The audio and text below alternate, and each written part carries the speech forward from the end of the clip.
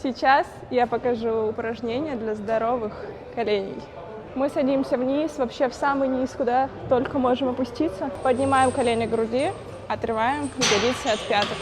Нам нужно, чтобы наша голень очень хорошо поработала, чтобы мы чувствовали жжение по всей вот этой вот площади. Задача сохранять сгибание в позвоночнике.